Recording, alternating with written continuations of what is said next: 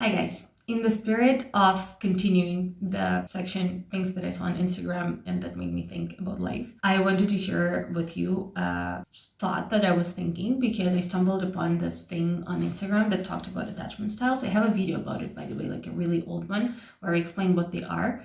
Basically, there are 4 of them.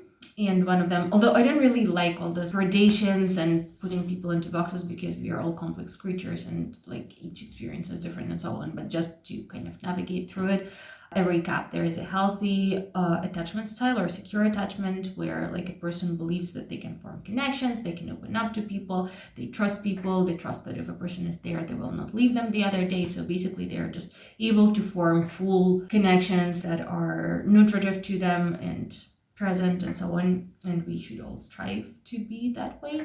Apparently this is quite rare, although I believe that no, because I know people who are like this, and not like 2 people, but I know several people who are like this. Also, there is an anxious attachment style, which is the one that is like, love me, love me, love me, love me, and they're like really afraid that the person will leave them, and usually they actually get together with people who are dismissive, and dismissive is the type that they kind of run from emotions and they're not ready to face any commitment, and they are really afraid of any vulnerability because their parents, and of course everything has to do with the brain. So the anxious person's parents probably were not present, so like one minute they were there and then the other one they were not there, and they were unpredictable, and so they kind of don't know what to expect. And the parent might have been like very loving at one moment and then like, abusive or disappeared, or like I don't know, maybe like drinking or whatever, like another type of addiction. So they were not there for their kid all the time, but sometimes they were, and so the kid is kind of like, oh, I don't want the good parent to leave because then you know the drill. Then the avoidant person or like the dismissive person, usually their parents were not there consistently, so they had to, or they were like very emotionally unavailable, so they had to kind of learn to take care of themselves from a very young age, and they kind of don't want anyone like in their life because they think that it's going to be like destructive and so on. And then there is a fearful avoidant, which is like the combination of the two, and the most toxic relationships ever. I have been in one of those dynamics. It sucks a lot.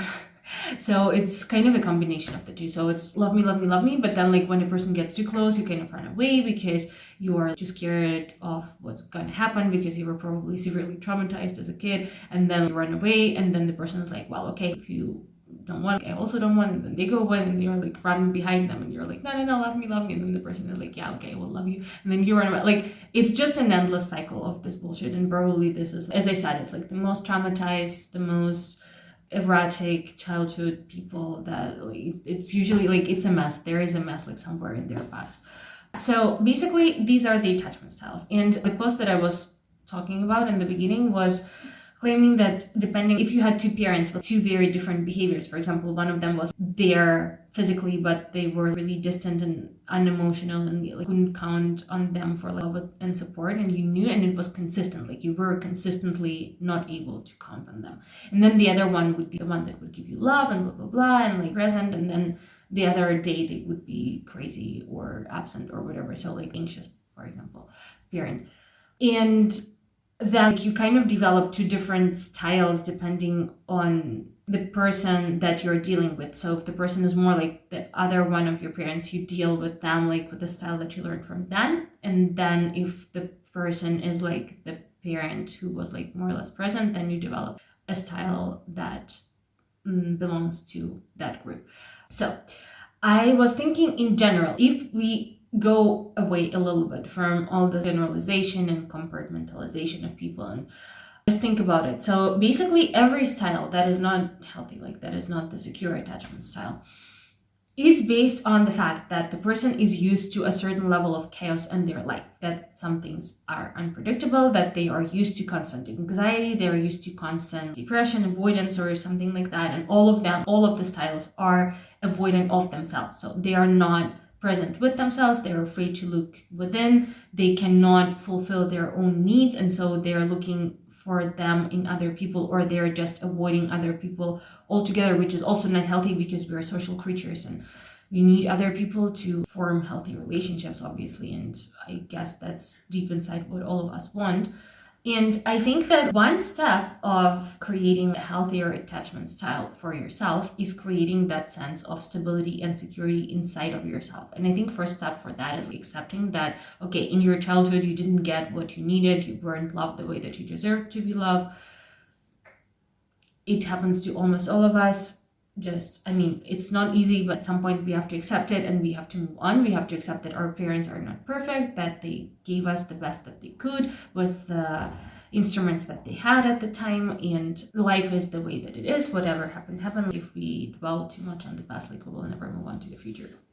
So after having done that, which is much easier said than done, we can move to actually in the present creating a really secure relationship with ourselves. Because the people that have that, the people that are not used to constant anxiety, the people that are not used to this constant what ifs, like if she loves me or he loves me, or like do they like me, or like, all this bullshit that is romanticized. I also hate the popular culture for that, because the toxic relationships are the only thing that is modeled to us continuously, and I'm just like so done with it. But that's a topic for a whole other video. But anyway, so the people who are not used to this anxiety, they will just not engage in this dynamic. So if there is a person who's like, they're one day there and the other day they're not, the person who is securely attached and they are used to not being anxious and they're used to feeling good with themselves and having this sense of stability and security, the inner, peace, they will be like, well, okay, sure, like, you're not there, you're there, like, that's your problems, like, I don't need this in my life. They will just go away. They will not engage with it. And then the person who is used to being anxious, to all the time kind of worrying about everything and like if I'm good enough, am I being loved, am I not being loved, blah, blah, blah, they will engage with this dynamic and they will get engaged so much that it will be very difficult for them to exit this. And of course, the first step is to create this sense of stability and security and that you can rely on yourself. And then when you are used to this and when you live in this state for a while, you will just drop all the people that don't contribute to this and the people that create this sense of anxiety and non-consistency in your life. Because if you're consistent with yourself, then you will not tolerate other people not being consistent with you. And you will also be consistent with other people, because we are to the other people the way that we are with ourselves. So, well, surprise, surprise, right? The way that we treat ourselves, other people treat us as well. I talk about it all the time. It's nothing new. But I think that it's interesting to look at it from the prism of the attachment styles, because this is something that a lot of people tend to know of. Yeah, so I think that basically you can come to this conclusion from many different levels. You can go there from the 5 love languages, from the attachment styles, from the childhood trauma, from whatever. Every time, everything just comes down to create within yourself whatever you're looking for on the outside, and then the outside will follow. And it's also, love it, right? Like, just everything. Like, it's all about just one thing. Be in peace with yourself, and then your life will fall into place. And there are a lot of tools for that. That's also a thing for another video. But I hope that it was somewhat entertaining or interesting or maybe informative for some of you. Let me know what you think on the topic. I hope that I come back in not so long. And, well, wish you a nice December. Have a nice holiday season in case we don't see each other before that. And love you guys very much. Be nice, be kind to everyone else and to yourselves. And, well, you know the drill. I love you. Bye.